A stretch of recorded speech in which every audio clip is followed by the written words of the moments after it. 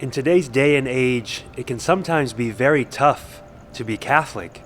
When we look out into the world, we see a world that its values are becoming more and more disparate than the values that we have as a church.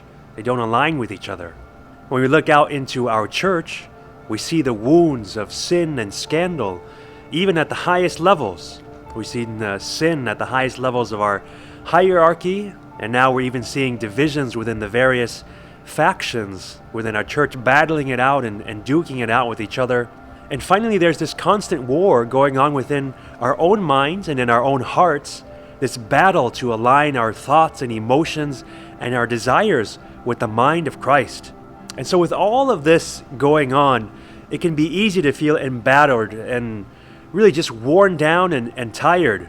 I think of that scene in Avengers Endgame when Captain America is beaten down, he's worn down, he's bruised, and still the whole army of Thanos is coming after him, and it's like he's alone. He has to fight this army alone. Sometimes being a Catholic can feel this way. So what can we do with all of this going on? Well, the first thing is to realize that Jesus predicted these struggles, these battles that we were going to have.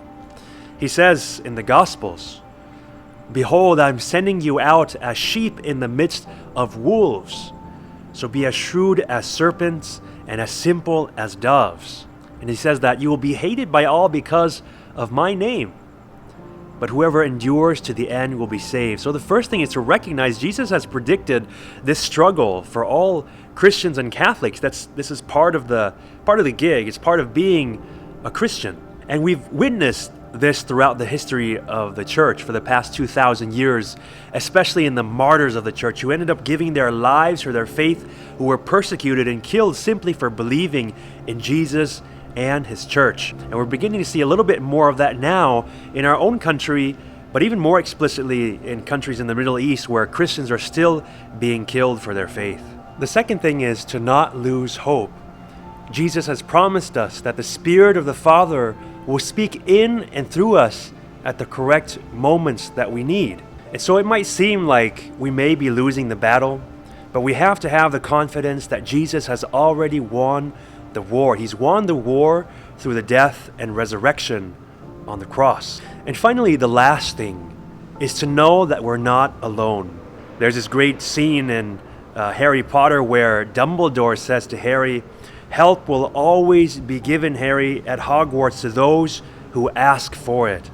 And we have the confidence as Catholics that we're surrounded by a company of angels and saints in heaven, as well as Catholics and Christians of goodwill. We simply have to reach out. We have to ask for help so that together we can fight this battle of life and this battle against sin and the powers of death in our world. And finally, if I can include one last movie quote from Star Wars, The Rise of Skywalker, Poe Dameron says, "The First Order wins by making us think that we're alone." This is the primary tactic of the enemy, of the devil, to make us think that we're alone in this fight, that there's nobody there to help us, that we're all by ourselves. That's a lie. It's a deceit. It's a trick. We have to have the confidence as Catholics that God is with us. He has given us the help of his angels and saints, his presence, and the presence and help of all our brothers, Christians and Catholics of goodwill. So yes, being a Catholic can be difficult, but the good news is that God is with us. He has already won the war, and we are not alone. And God bless you.